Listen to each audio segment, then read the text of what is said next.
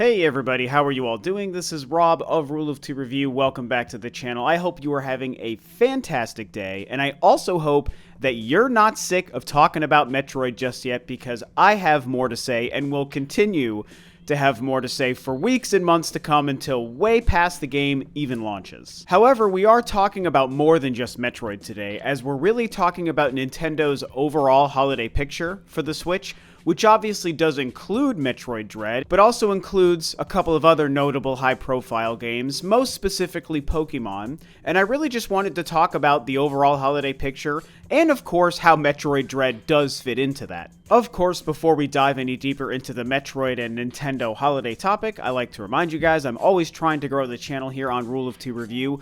I have been hoping to hit 17,000 subscribers before the end of the year, and I am somehow finally within only 500 subscribers of that. I upload several videos every single week, and I live stream once a week. I discuss all things Nintendo, I discuss every single thing about Metroid, and I also cover all things gaming. So as you watch this video, if you seem to like what I'm doing and what you hear, then I hope you will consider subscribing to the channel. So like I said, I really want to focus on Nintendo's holiday for this year, 2021, and even more than that, kind of just the overall back half of the year. Because here we are, it's the first day of July 2021. I don't know how we made it here this fast, but we did, which means we're officially in the back half of the year. I think that one of the things that really convinced me to kind of make this video and have this conversation with you guys is as I started to kind of put together the pieces of what the rest of their year was going to look like and their holiday, I realized that it's actually a pretty darn strong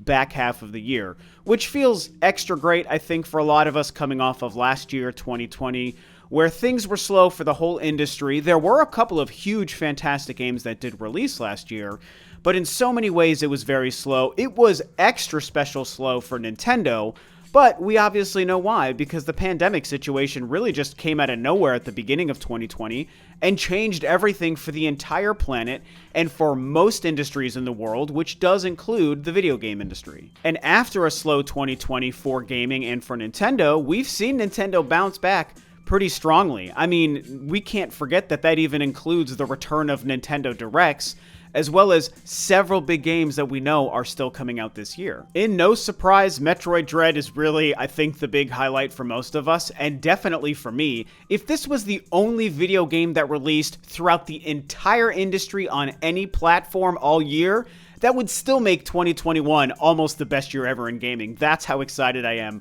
for just this one game. Of course, most people don't feel that way. I'm just that big of a fan of the franchise, but it's still great and it's still exciting. Also, this game does release in October. It's October 8th of 2021 that we're going to be playing Metroid Dread, which really kind of technically falls under the holiday video game release period. And with Metroid Dread being a holiday release for Nintendo and the Switch, and one of the few super high-profile games, in my opinion, really along with Pokemon that we know so far, I think that means that you can kind of look at Metroid Dread as one of Nintendo's holiday highlights. And that's a great feeling because the franchise has typically not been that much at the forefront of Nintendo's marketing and Nintendo's console pushes over the years.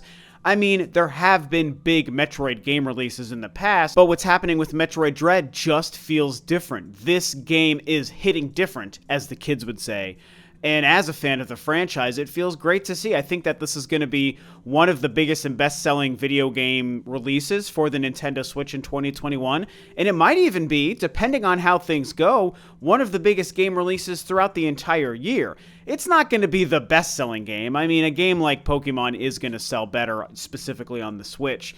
But I really think that Metroid Dread is going to be a very massive release. It's going to be huge for the franchise, as we've already discussed even in prior videos. And a lot of you guys obviously know that. We've all been talking about how we expect Metroid Dread to be the biggest and best-selling Metroid title of all time.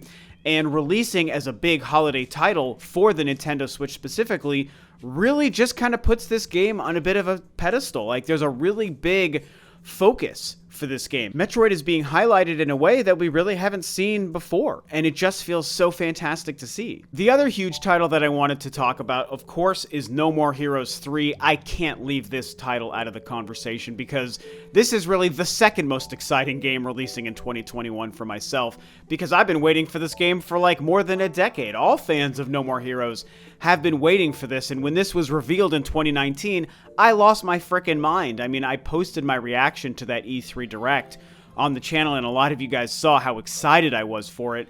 I can't believe that this game is coming out this year. It's coming out so soon. August 27th doesn't quite fall under like the holiday umbrella, but it is getting close. Technically, though, it's really just a late summer release. It's still a back half of the year release, though, and while it's not going to be a massive seller and a massive hit, that's not really what the No More Heroes franchise is. It is going to be a big release, I think, in general. I think it'll be the biggest release within the No More Heroes franchise, which, yes, is fairly niche, but for those of us who are part of the No More Heroes fandom, it's a big deal, and I also think this game looks unbelievably spectacular, without question, the best combat we've seen. I'm a little bit iffy on some of the character redesigns, especially for like Shinobu and Bad Girl. They kind of just look a little bit strange to me, but that doesn't really matter. What matters most is that those characters are involved, is that Travis Touchdown is coming back, and this game just looks freaking amazing. Another upcoming release that is also not a holiday release, but still a very big deal, is Skyward Sword HD, which releases in just 2 weeks, and as many of you guys have heard me say, also releases on my birthday on July 16th, and I'm somebody who's been defending Skyward Sword as a great Zelda game since it released 10 years ago in 2011, and I still maintain that. And yeah, the $60 price tag, I understand how maybe that doesn't feel like an appropriate price for a lot of people. I'm not going to tell you that you have to agree with that price. The only thing I'm going to tell you is that I don't personally care about that price because I love the game. I'm so glad to see it revived. Finally, after so many years of waiting, we're seeing this game taken from the Wii and given a second chance at life on another console. And that's a big deal because most other 3D Zelda games have had that opportunity. In fact, every other Zelda game has had that opportunity. The Ocarina of Time, Majora's Mask, Twilight Princess, and of course, The Wind Waker. All of these games have had a chance at a re-release. Skyward Sword has not until now because of the weirdness of the controls and the reliance on motion. But now that the game is coming to the Switch and it's been made HD and has a couple of small tweaks to some of the overall gameplay and design, I think it's a big deal. I've discussed the amiibo situation, and yeah, that is definitely something that does rub me the wrong way, and so I've decided not to buy that amiibo. I don't want to support that. But as far as just the game itself and how great it looks in HD, I can't wait. I love this game, and also, you guys, this game is going to be a huge seller. I think this game is going to sell 5 million copies minimum, but I think it also has a chance of selling over 10 million copies. It's going to be a big deal, and I personally can't wait to buy and play it again. We then come to Pokemon, which, you know, a lot of you guys who are familiar with me know I'm not a Pokemon fan. I'm not really familiar with the franchise. I don't enjoy the games. I don't know much about them. All I know is that these are games that are remakes of Diamond and Pearl that I believe were Game Boy or Game Boy Advance releases a long, long time ago. Something that I know a lot of Pokemon fans have been looking forward to for a long time, and I think it's cool to see these remakes finally releasing. When I saw the footage of what these looked like, I personally thought it looked like a really good, high-quality remake of what these games used to look like. But I also know that a lot of Pokemon fans are not happy with the style of these remakes, and they don't like visually what they've done with the games. As somebody who's not a Pokemon fan or familiar with these games, I can't really say too much about that because I'm not here to tell you guys how to feel about it or if this was the right or the wrong choice because I'm just not really a part of the Pokemon fandom. I can just tell you as an outsider looking in that when I see what these games used to look like back on the Game Boy and then I see what they did with them now, to me, I mean, they look fine. They look about how I would expect the remakes to look, you know? It's not quite to the quality of what they did with Link's Awakening remake, but I think it's close. I think it's the right idea. It definitely looks more modern and better than what the games used to look like. From what I've gathered, and you Pokemon fans can tell me if I'm right or wrong about this, but from what I've gathered, I think that a lot of Pokemon fans are not happy with the fact that these games weren't given the full overall 3D freedom treatment, right? You don't have a free-roaming camera that you can control and run around the Pokemon world like you could in something like a Zelda game. You're still restricted to the overall top-down visual style. And I think a lot of Pokemon fans didn't want that to happen, and so that's why some people are unhappy about it. The only other thing I'll add about the Pokemon games is similar to what I said about Skyward Sword. No matter how much some of you guys may be upset about what they're doing with these games, it's not gonna matter. These games are gonna sell like crazy. They're gonna be the best-selling games on the Switch in 2021. They're gonna be huge holiday titles, probably some of the best-selling games of the entire industry over the next couple of years. That happens with every Pokemon release. Again, as an outsider looking in, what I've seen with every Pokemon release is tons of fan rage and outcry, but also tons of sales and tons of success. So I've never really seen a lot of consistency among the Pokemon fandom as far as how people feel about a game, but also how people react with their wallet, because you guys keep buying these games in droves. And I'm not telling you if that's right or wrong. I'm not making a judgment on that, okay? So I hope you understand. I'm just telling you the facts of how things play out every time a Pokemon game comes out. I can also tell you that my fiance is a bit of a Pokemon fan. She grew up playing the games. She knows Diamond and Pearl. She was a fan of those games, and she thinks that the remakes look really good. Like, she is excited about them. So she's my most direct kind of gauge that I have to these games. She seems excited about them, so I'm just, no offense to you guys, I'm gonna trust my fiance over everyone else. She seems excited about them, so I think they're probably going to be pretty good games that a lot of Pokemon fans are going to enjoy. And of course, there are some other games, smattered about the release schedule that certainly could be very good or maybe even sell pretty well. Mario Golf just launched. I'm having a great time with that. Shin Megami Tensei 5 will be coming out in the next couple of months, and that's a game that has suddenly made me very excited, and I actually can't wait to buy it and play it for my first ever Shin Megami Tensei or Persona game. There's the new World Ends With You sequel. That's actually a game I'm also very much looking forward to.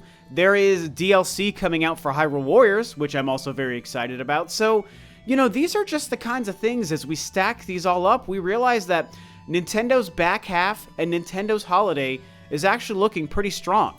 And again, I think their holiday, specifically the holiday game release selling period, is really highlighted by Pokemon and Metroid Dread. And so we come back to Metroid and the fact that I am so happy to see Metroid included in that conversation. I mean, just 3 weeks ago, we could have dreamed to see Metroid in a position like this, and here we are. It's a reality. This game is real, Metroid is important again, people are excited about Metroid again, and Metroid is put in a position to be massively successful for the first time in over a decade. I just feel like I'm living in a dream world, man, and I'm so excited about this. It just makes me feel like, it sounds kind of cheesy to say, but almost like my Metroid fanship has been justified, and maybe the Metroid kind of conversation that I've been keeping alive on my channel over the past several years has also kind of been justified. I haven't done it for any other sort of reasons other than just the fact that I'm a huge fan that's always thinking about Metroid and wanting to talk about it, and so I've used my YouTube channel and you guys as my audience as a conduit for me to get my discussions and fanship and ideas out.